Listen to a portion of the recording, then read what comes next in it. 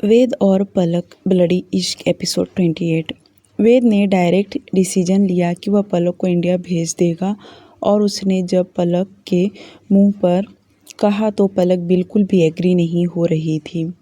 पहले तो उसे मजाक लगा पर वेद बहुत सीरियस था, जो देखकर पलक बगावत करते हुए बोली, पर मैं नहीं जाऊंगी, मैं यहीं रहूंगी। वेद को काम करने से पहले ना शब्द सुनना उसको बिल्कुल भी पसंद नहीं आया और वह गुस्से में उसकी बाहें पकड़कर झकझोरते हुए कहा, मैंने एक बार कह दिया ना, बार बार मुझे दोहराने के लिए मत लगाओ। वेद काफ़ी गुस्से में बोल रहा था, जो देखकर पलक भी समझ गई कि उसे गुस्सा आ रहा है, पर इतना जल्दी उसका डिसीजन देखकर पलक भी चौंक गई और वह जानना चाहती थी कि आखिर वेद उसे भेजना क्यों चाह रहा है। पलक कुछ कहती उसके पहले वेद टाइगर को आवाज़ लगाते हुए बुलाया। टाइगर जैसे उसके पास आकर रुका, वेद उसे ऑर्डर देते हुए कहा, तुम अभी इसी वक्त इसे इंडिया जाने के लिए फ़्लाइट में बिठा दो। पहले मुझे बताओ कि आप मुझे क्यों भेजना चाहते हैं। जब तक नहीं बताओगे मैं यहाँ से कहीं नहीं जाने वाली। पलक इतना बोलकर वेद को देख रही थी, वहीं जो टाइगर को ऑर्डर दे रहा था वह पलक के तरफ देखा और कहा, मैं तुम्हें इस वक्त कुछ नहीं बताना चाहता, बस तुम जा रही हो तो जा रही हो। अब पलक को भी गुस्सा आने लगा और वह वेद के एकदम करीब जाकर उसका कॉलर पकड़ के गुस्से में बोली, कान खोलकर सुन लीजिए, मैं कहीं नहीं जा रही हूँ। आई बात आपको समझ में? पलक का इस तरह कॉलर पकड़ना वेद को बिल्कुल भी पसंद नहीं आया और ऊपर से उसने टाइगर के सामने पकड़ी थी, जिससे उसे इतना गुस्सा आने लगा और वह गुस्से में पलक का हाथ पकड़ छुड़ाया और झट से उसके पीछे से बाल पकड़ गुस्से में दांत पीसते हुए बोला, तेरी इतनी हिम्मत, थोड़ा प्यार से पेश आने क्या लगा, तू तो सिर पर चढ़ गई। टाइगर तुरंत वहाँ से बाहर चला गया। अगर वह तुरंत नहीं जाता तो बाद में उसका भी खैर नहीं था। वेद ने उसका बाल कस के पकड़ा था। पलक दर्द से तड़पते हुए उसका हाथ छुड़ाने लगी और जब वेद ने उसका बाल नहीं छोड़ा तो पलक गुस्से में बोली, मुझे पता है आप क्यों मुझे यहाँ से भेज रहे हैं, क्योंकि आप अपनी गर्लफ्रेंड को भूल नहीं सकते, उसी की वजह से आप मुझे यहाँ से भेज रहे हैं ना। पलक गुस्से में यह बोली, पर गर्लफ्रेंड शब्द सुनकर वेद उसके बालों को छोड़ दिया और अपनी आंखें छोटी करते हुए उसे घूरकर देखते कहा, क्या कहा तूने? वापस कहना। यही कि आप अपनी गर्लफ्रेंड को भूल नहीं पा रहे, उसकी वजह से आपने मुझे यहाँ से भेज रहे हैं और यह जो कुछ हो रहा है उसी के वजह से हो रहा है। पर याद रखिए, मैं कहीं नहीं जा रही। जिस तरह आपने मेरी लाइफ ख़राब किया उसी तरह अब मैं कहीं भी नहीं जाने वाली। उसे भी तो पता चले आखिर हम दोनों का रिश्ता क्या है। पलक क्या बोल रही थी उसे ही पता था। उसकी बातें सुनकर वेद गुस्से में तिल मिलाते हुए कहा, बहुत कुछ पता चल गया तुझे मेरे बारे में। और क्या क्या पता चला है तुझे मेरे बारे में, ज़रा मैं भी तो जानूं। यही कि आपको रोज़ रात रंगीन करने के लिए लड़कियां चाहिए और आपकी गर्लफ्रेंड भी है, तो वहाँ मेरी औकात क्या है ये मुझे अच्छी तरह से पता है। पलक का इतना कहना कि वेद उसके जबड़े को पकड़ मसलते हुए कहा, किसने बताया तुझे ये सब? कौन है तेरा खबरी? वेद ने बहुत कस के उसके जबड़े को पकड़ा था। पलक के आंखों से आंसू बहते जा रहे थे। वह जोर से वेद का हाथ पकड़ के झटक दी। वह भी गुस्से में बोली, इसकी ज़रूरत आपको पड़ता है मिस्टर वेद लोहिया, मुझे नहीं। पलक इतना बोलकर आगे की तरफ जाने लगी। वह जा पाती उसके पहले वेद ने उसका हाथ पकड़ के अपने सामने किया। वेद कुछ कह पाता उसके पहले ही पलक बोली, मेरा हाथ छोड़िए, मैं जा रही हूँ। वेद कुछ बोला नहीं बल्कि उसका हाथ छोड़ दिया। वहीं पलक आगे गई और उसने एक बैग खोली। उसने कुछ कपड़े उसमें पैक किए और दरवाजे की तरफ जाने लगी। वेद उसे ही देख रहा था। पलक एक बार भी नज़र उठा कर वेद की तरफ नहीं देखी। वह बाहर जा पाती उसके पहले वेद बोला, सुनो। पलक तुरंत दरवाज़ा खोली और बाहर निकली। टाइगर बाहर ही खड़ा था। वेद सोफे पर बैठा था, वह भी बाहर आया। पलक बिल्कुल भी वेद को देखना नहीं चाहती थी। यूँ कहा जाए तो वह एक बार भी नज़र उठाकर उसकी तरफ नहीं देख रही थी। वेद भी कुछ बोला नहीं, बल्कि उसने टाइगर को ऑर्डर देते हुए कहा, ठीक से बिठा देना और पवन तुम्हें एयरपोर्ट पर लेने आ जाएगा। वेद का इतना कहना कि पलक दूसरी तरफ मुँह फेर ली और उसने एक बार भी उसके तरफ देखी नहीं। टाइगर बोला, चलिए। पलक उसके पीछे चली गई। वेद उसे ही देखता रहा। जैसे वह गई कि अपने दोनों हाथ से अपने सिर के बालों को पीछे की ओर ढकेलते लंबी सांस लेने लगा। टाइगर पलक को अपने साथ लेकर एयरपोर्ट चला गया तो इधर वेद डैनियल से मिलने उसके पास गया। वेद बहुत डिस्टर्ब था, जो देखकर डैनियल भी समझ गया। डैनियल उससे 2-3 बार पूछा, तब जाकर वेद सारी बातें डैनियल से शेयर किया। जो सुनकर डैनियल वेद पर ही गुस्सा करते कहा, वेद तुम ऐसे कैसे कर लेते हो? इस तरह से तुम बातें करोगे, भला उसे कितना बुरा लगा होगा। और मेरा तुम्हें तकलीफ़ दिखाई नहीं दे रहा? उसके जाने से मुझे भी तकलीफ़ हुआ है और उसे यहाँ से भेजना मेरी मजबूरी है। उसके रहते मैं थॉमस से नहीं लड़ पाता, क्योंकि उसे मेरी कमज़ोरी पता चल गया और वह पलक को मेरे सामने खड़ा करता ताकि मुझे कमज़ोर कर पाए। यह सुनकर डैनियल बोला, हाँ मैं तुम्हारी बात समझ रहा हूँ, पर पलक को हम कहीं और शिफ्ट कर देते। तुम अपना उसके साथ बॉन्ड क्यों ख़राब कर रहे हो? ठीक है, अगर तुम्हें उसे भेजना ही था तो ठीक तरह से उसे प्यार से भेज देते। यूँ उसका दिल दुखा के क्या तुम्हें मिला? डैनियल का इतना कहना कि वेद बोला, उसे अगर प्यार से कहता ना तो अब तक वह गई नहीं होती, बल्कि मेरे सिर पर चढ़ के नाचने लग जाती। और तो और उसे ये भी पता चल गया है कि मेरी गर्लफ्रेंड थी। क्या? पर किसने उसे बताया? डैनियल चौंकते हुए कहा कि वे शांत आवाज़ में बोला, मुझे इसके बारे में कुछ नहीं पता, पर हाँ उसे लगता है कि मैं अपनी गर्लफ्रेंड की वजह से उसे यहाँ से भेज रहा हूँ। वेद इतना बोलकर दूसरी तरफ देखने लगा। वहीं डैनियल हंसने लगा और अपनी हंसी रोकते हुए आगे बोला, अगर उसे ऐसा लगता है तो तुम्हारा काम है उसकी गलतफहमी दूर करना। तुम्हें अब तक अपनी सारी सच्चाई उसे बता देनी चाहिए। वे थोड़ी कड़क आवाज़ में बोला, डैनियल तुम्हें कभी कभी क्या हो जाता है, तुम बहुत ज़्यादा रिएक्ट करने लग जाते हो। एक तो मैं पहले ही डिस्टर्ब हूँ, ऊपर से तुम भी मुझे सुनाए जा रहे हो। डैनियल उसे समझाते हुए कहा, रिएक्ट नहीं कर रहा हूँ, बल्कि तुम्हें चेतावनी दे रहा हूँ।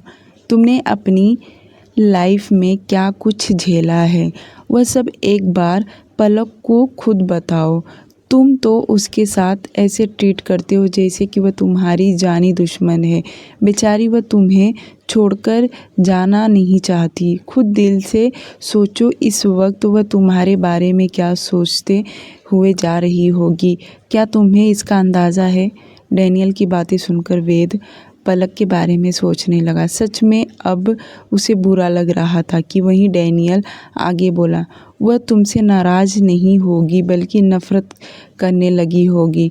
वह तुम्हारा यही प्रॉब्लम है, तुम्हें जहाँ सोच समझकर बोलना चाहिए तुम वहाँ नहीं बोलते हो। एक तो तुम खुद यह मानते हो कि तुम्हारी वजह से उसकी लाइफ ख़राब हो गई है और तुम भी उसके साथ वैसे ही पेश आ रहे हो।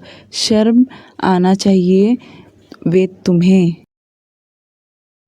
वेद को सचमुच अब बहुत बुरा लगने लगा, पर पलक तो अब चली गई। वेद आगे बोला, डैनियल 2 बार उस पर हमला हो चुका है, मैं तीसरी बार का इंतज़ार नहीं करता। मैं भी अंदर से उतना ही डर गया था। मैं उसे खोना नहीं चाहता था, इसलिए मैंने उसे इंडिया भेज दिया और बस 2 दिन की बात है, मैं खुद उसके पास जा रहा हूँ। मैं उससे बात करूँगा। दोनों बातें कर ही रहे थे, तब तक टाइगर आ गया। वेद उससे पूछने लगा। टाइगर बोला, मैडम पूरी रास्ते रोती रही। मैंने उनसे 1-2 बार बात भी किया पर उन्होंने कोई जवाब नहीं दी। ये सुनकर वेद को बहुत बुरा लग रहा था, पर वह खुद के मन ही मन कहा, 2 दिन और नाराज़ रहेगी, उसके बाद मैं खुद उससे बात करूँगा। करीब रात के 3 बजे वेद, डैनियल, टाइगर और उसकी टीम एक समुद्री किनारे पर एक बड़े शिप को जब्त कर लिया था। यूँ कहा जाए तो छापा डाला था। यह शिप किसी और की नहीं बल्कि थॉमस की थी और थॉमस चाहकर भी यहाँ से भाग नहीं सकता था, क्योंकि वेद और डैनियल ने पूरी तरह से उसे घेर रखा था। चाहकर भी बेचारा यहाँ से नहीं निकल सकता। वेद ने जो थॉमस के आदमी को पकड़ा था उसने सारा नक्शा बता दिया, जिसकी वजह से थॉमस पकड़ा गया और वेद और डैनियल ने गुप्त रास्ते से अंदर जाने लगे, क्योंकि शिप काफ़ी बड़ा था और इस वक्त थॉमस अपने बेडरूम में था। वेद और डैनियल जैसे अंदर गए कि पीछे से उसके सारी टीम चारों तरफ से अंदर घुस गए। वेद सबको मारना नहीं चाहता था, इसलिए उसे सिर्फ और सिर्फ थॉमस से निपटना था। वेद की टीम काफ़ी तादाद में थी, क्योंकि डैनियल ने बहुत गार्ड्स हायर कर लिया था। वह जैसे थॉमस के कमरे के पास पहुंचा कि उसने एक ही बार में दरवाज़ा खोल अंदर की तरफ कदम रखा। यूँ अचानक से दरवाज़ा खुलते ही थॉमस चौंकते हुए सामने की ओर देखा, जहां पर वेद और डैनियल हाथ में पिस्तौल तान खड़े थे। दोनों को देख हक्का बक्का होकर देखने लगा। उसकी हवा पूरी तरह टाइट हो चुकी थी। वह तुरंत हाथ ऊपर कर दिया। वेद आगे बढ़ते जा रहा था, क्योंकि उसे डर था कहीं थॉमस हमला ना कर दे।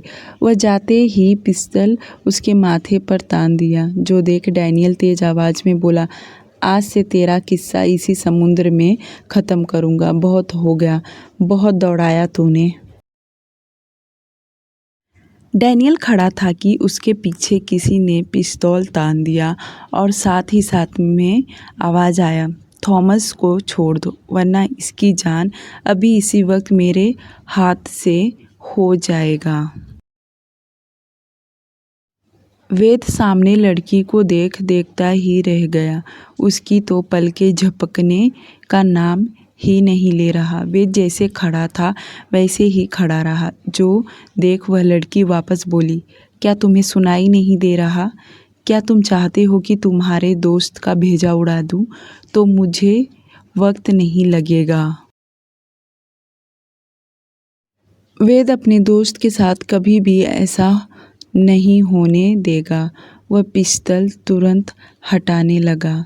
जो देखकर डैनियल तेज आवाज़ में बोला, वेद तुम ऐसा गलती कभी नहीं कर सकते। हाथ से मौका जाने मत दो, यह तुम्हें बेवकूफ़ बना रही है। यह सुनकर वेद बोला, डैनियल तुम्हारी जान से बढ़कर मेरे लिए कुछ भी नहीं है। इससे तो मैं बाद में भी निपट लूँगा। यह बोलते वक्त वेद ने डैनियल से आंखों ही आंखों में इशारा किया। वेद जैसे पिस्टल हटाकर आगे की तरफ बढ़ा, उतने में दोनों ने पलटकर वार किया। वेद ने थॉमस के हाथ पर गोली चलाया ताकि वह तुरंत ना मरे, तो वहीं डैनियल ने जोरदार फाइट उस लड़की के मुंह पर दे मारा। वह लड़की जैसे नीचे गिरी कि डैनियल उसका बाल पकड़ के ऊपर की ओर उठाते हुए गुस्से में बोला, तुझे क्या लगा था हर बार तेरा ही दाव काम करेगा? तो तू गलत है। अब तेरा कोई दाव नहीं चलेगा, समझी? वेद ने तुझे जिंदा छोड़ दिया। उसकी जगह अगर मैं होता ना तो इतने टुकड़े करके कुत्तों को खिला दिया होता, कम से कम उनका पेट तो भर जाता। थॉमस दर्द से तड़पने लगा। वह लड़की थॉमस के लिए तड़पते हुए बोली, प्लीज़ मुझे छोड़ दो। थॉमस तकलीफ़ में है, तुम उसे जान से नहीं मार सकते, वह मेरा हस्बैंड है। उस लड़की का इतना कहना कि वेद ने दूसरी गोली उसके पैर पर चला दिया। थॉमस का ब्लड काफ़ी हद तक बहने लगा। वह लड़की देख गुस्से में तिलमिलाते हुए बोली, तुम्हें क्या लगता है तुम थॉमस को मार कर अपना बदला ले लोगे? कभी नहीं। तुम तब भी हार गए थे और आज भी हार रहे हो। मुझे नहीं पता था कि तुम मेरा पीछा करते करते यहाँ तक आ जाओगे, वरना तुम्हें मैं इस काबिल तक भी नहीं छोड़ती थी। और तुम कैलिफोर्निया में कैसे आ गए? किसने तुम्हें फ्री में टिकट दे दिया जो तुम यहाँ तक आ गए? तुम्हारे तो शर्ट लेने की भी औकात नहीं थी। वह लड़की गुस्से में बोले जा रही थी, पर वेद एक भी शब्द नहीं बोल रहा था, पर वह दांत पीसते हुए उसे ही देख रहा था। वहीं डैनियल को बर्दाश्त नहीं हुआ और वह गुस्से में बोला, बस करो, इसके आगे एक भी शब्द मत कहना, वरना तुम्हारे लिए ठीक नहीं होगा। सही तो कह रही हूँ। पूछो अपने दोस्त से कि वह आज भी मेरे लिए यहाँ आया है। क्यों तुमने अपने दोस्त को बताया नहीं कि तुम आज भी मेरे प्यार के लिए तड़प रहे हो? इसलिए तो मजदूरी कर कर के कुछ पैसे जमा करके तुम यहाँ आ पहुँचे, पर कुछ फ़ायदा नहीं, क्योंकि मैं थॉमस की वाइफ हूँ और वह मेरे लिए सब कुछ है। 2 कौड़ी की औकात नहीं है उसकी। आज जिस शिप में खड़े हो, यह इसका ही है। वह लड़की लगातार थॉमस का तारीफ के पुल बांधते जा रही थी, जो देख वेद एकदम से उसके सामने आया और बेइज्जती करते हुए कहा, साली तेरी इतनी हिम्मत, तू मेरा कंपेयर इसके साथ कर रही है? और जो तू औकात की बात कर रही है ना, चुटकियों में तुझे और तेरे हस्बैंड को खरीद सकता हूँ, समझी? पर तुझे ले जाकर मैं क्या करूँगा? तुझे तो मेरे नौकर भी हाथ नहीं लगाएंगे। वेद इतना गंदा उसकी बेइज्जती कर रहा था, जो देखकर वह लड़की बहुत बौखला गई। वह एकदम से वेद के पास आई और उसका कॉलर जैसे पकड़ने को हुई कि वेद एकदम पीछे होते हुए कहा, खबरदार जो मुझे छूने की कोशिश की, तेरे गंदे हाथ क्या तेरी परछाई भी खुद पर पड़ने नहीं दे सकता, समझी? थूकता हूँ मैं तुझ पर, और किस बात की घमंड कर रही है? तेरे जैसे हर रात खड़ा करता हूँ, समझी? और यह मत भूल, तू भी छोड़ी हुई है। थॉमस पूरी तरह बेहोश हो चुका था, क्योंकि हद से ज़्यादा उसके शरीर से ब्लड बह चुका था, जो देखकर वेद उसे लात मारते हुए कहा, चल, तेरे पति को छोड़ दिया, ले जा, इसका इलाज करवा, सेवा कर, क्योंकि ये ही तेरे काम आने वाला है। वेद इतना बोलकर जाने लगा। उसके साथ डैनियल भी वहाँ से चला गया और उसके सभी गार्ड्स भी चले गए। वे दोनों दूसरे शिप में जाकर बैठ गए। वेद शिप में आते ही सबसे पहले उसने अपने कपड़े उतारा और हैंड वॉश किया। डैनियल उसे बड़े ध्यान से देख रहा था और उसके पास आकर कहा, तुमने संजना को जाने क्यों दिया? यही तो मौका था, तुम उससे बदला ले सकते थे। डैनियल, तुम्हारा दिमाग गुस्से की वजह से कमज़ोर होते जा रहा है। तुमने उस पर ध्यान नहीं दिया। वह लाचार हो गई है, पर उसका घमंड अभी तक ख़त्म नहीं हुआ। वह कहावत तो तुमने सुना ही होगा, रस्सी जल गई पर बल नहीं गया। एकदम वही हाल उसका हुआ है। एक दिन मिट्टी में मिल जाएगी। को बहुत गुस्सा आया कि वेद ने उसे ज़्यादा कुछ सुनाया नहीं और गुस्से में बोला, अगर इसकी जगह पलक होती तो तुम क्या करते? तुम क्या यूं ही जाने देते? नहीं ना, तो इसे क्यों जाने दिया? पलक का नाम सुनते ही वेद तुरंत डैनियल की तरफ देखा। वह कुछ बोलने जा रहा था, पर अपने आप को रोक लिया। वहीं डैनियल आगे बोला, क्या हो गया? पलक का जब भी बात आता है तो तुम उसे खरी खोटी सुना देते हो, पर तुम इसे कुछ नहीं कह सकते। अब वेद को रहा नहीं गया और वह गुस्से में बोला, डैनियल, तुम बहुत ज़्यादा बोल रहे हो, अब बस करो। पलक और इसमें बहुत अंतर है। पलक को राजनीति नहीं आता। उसके आंखों के सामने जो दिखाई देता है वह वही रिएक्ट करती, पर यह अपने फ़ायदे के लिए किसी भी हद तक गिर सकती है। डैनियल मुंह टेढ़ा करते हुए कहा, मैं सही कहता हूँ, तुम्हें जहाँ बोलना चाहिए तुम वहाँ नहीं बोलते हो और उस बेचारी के ऊपर बेवजह में गुस्सा करते रहते हो। डैनियल यह बोलते हुए दूसरे कमरे में चला गया। वहीं वेद अपनी आंखें बंद करके पलक के बारे में सोचने लगा। वेद जानता था कि डैनियल इस वक्त काफ़ी गुस्से में है। अगर वह उसे मनाने जाता तो वह और भी भड़क जाता, इसलिए वेद उसके पास गया नहीं। डियर लिसनर, आज बहुत ज़्यादा बारिश हो रहा है जिसका आवाज़ इसमें रिकॉर्डिंग हो गया है, तो प्लीज़ आप लोग थोड़ा समझ लीजिए।